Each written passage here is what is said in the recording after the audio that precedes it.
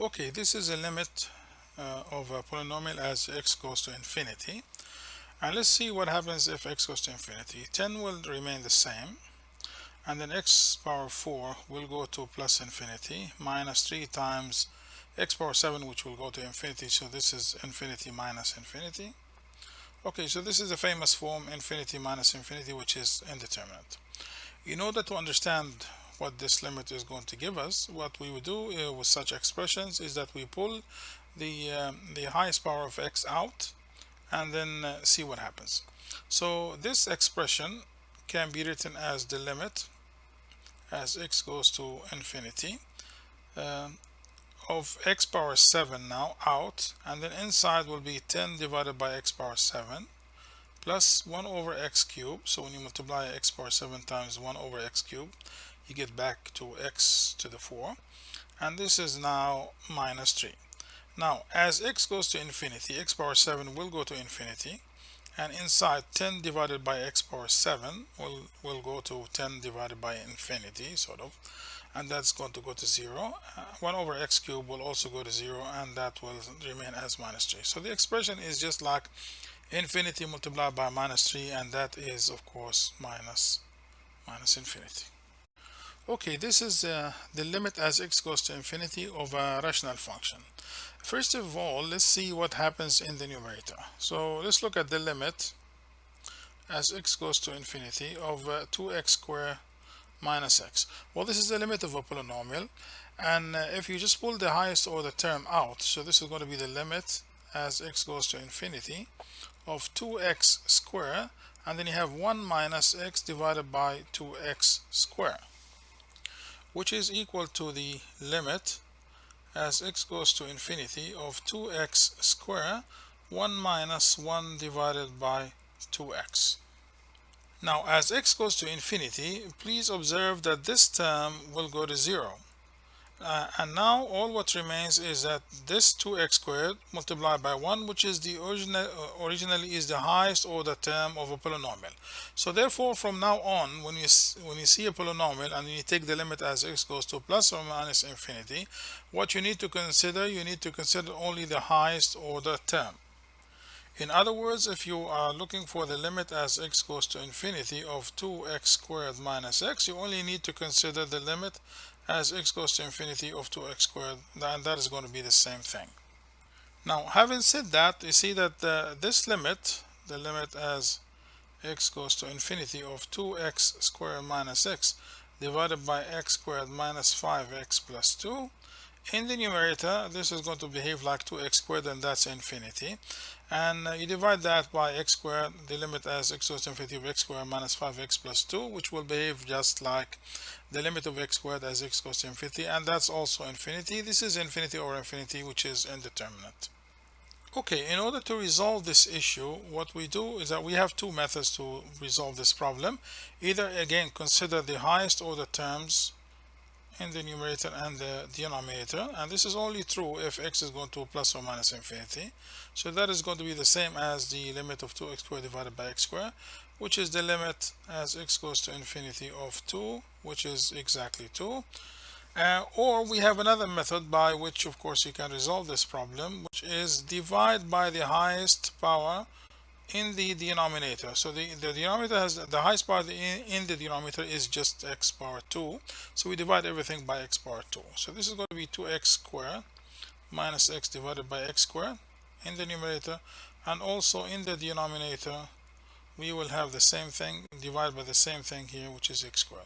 Now this is going to be the limit as x goes to infinity. Now let's see what happens in the numerator. That's going to be 2 minus 1 over x, and in the denominator it will be 1 minus 5 over x plus 2 over x squared.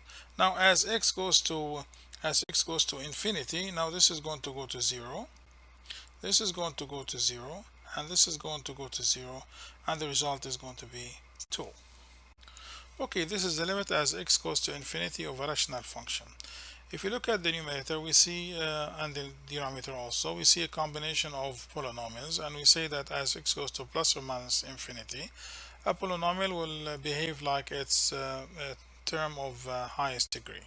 So this limit could be written as the limit as x goes to infinity of x power 6, because the 3 can be cancelled now, and this is multiplied by 2x power 4, as 1 can also be cancelled in the limit as x goes to infinity, of course.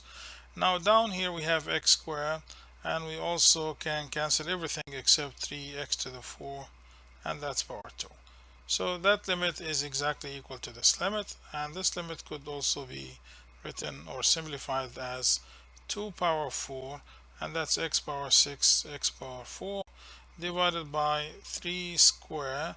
This is x squared, and that's x power 8. So this is the limit as x goes to infinity of 16x power 10 divided by 9x power 10, which is obviously 16 over 9. Okay, another limit of a rational function as x goes to minus infinity. Now this could be written as the limit as x goes to minus infinity. In the numerator we pick up only the highest order term. The denominator also the same thing, so this is the limit as x goes to minus infinity of minus x. Now as x goes to minus infinity, this is going to go to plus infinity. Okay, this is the limit of the arctan of x to the 4 minus x squared as x goes to minus infinity.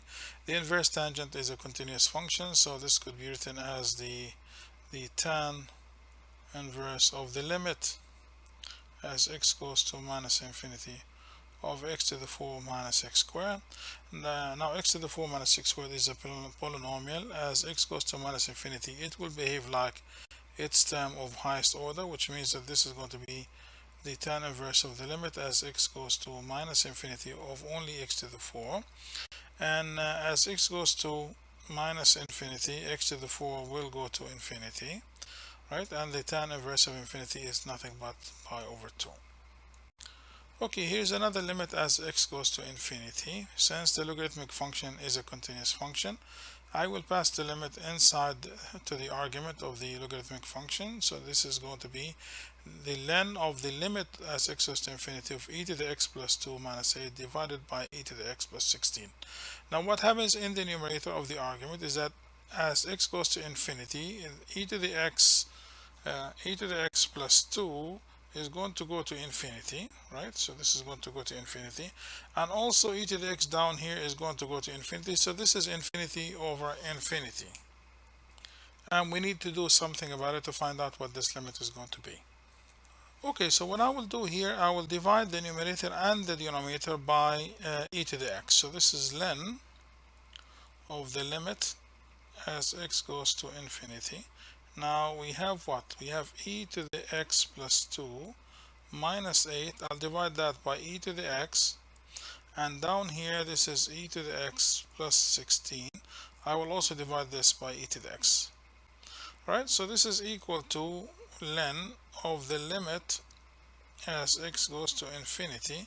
Now in the numerator this is going to be e squared minus 8 divided by e to the x, and in the denominator it will be 1 plus 16 divided by e to the x.